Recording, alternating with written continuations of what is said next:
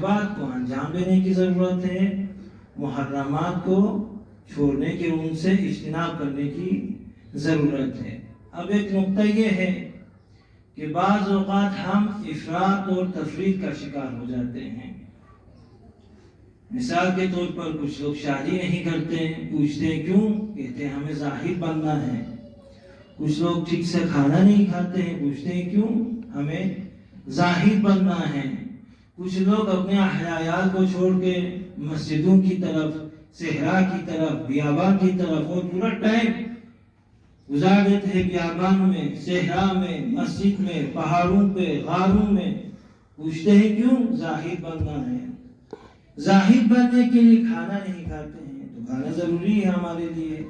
مقوی چیزیں آپ کی صحت کے لیے، سلامتی کے لیے ضروری ہے۔ ابھی مہنگائی ہے، یہ بھی ہمیں نہیں ملتا ہے خدا صاحب، لیکن ابھی رئیس بھی چلے گئے، ہمیں کوئی کھلائیں کباب کیا ہے، چلو مول کھانے کے لیے تیار ہے۔ کچھ لوگ کہتے ہیں نہیں، لذات سے ہمیں دور رہنا ہے، تو یہ چیزیں کھانے کے لیے تیار نہیں ہے، شہوات سے دور رہنا ہے، شادی کے لیے تیار نہیں ہے۔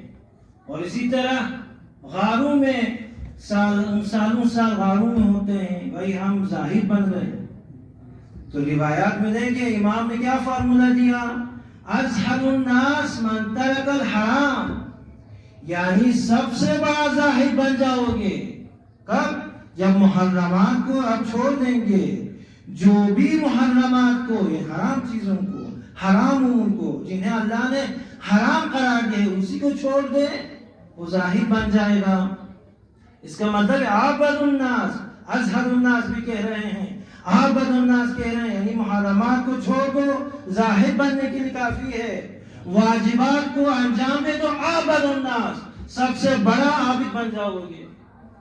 تو آپ کو صحرا میں، بیابان میں، غاروں میں جانے کی ضرورت نہیں ہے، بلکہ ان روایات پر عمل کرنے کی ضرورت ہے۔ صلوات پر محمد وآل محمد۔ اللہم صلی علی محمد وآل محمد۔ اب امام رضا کی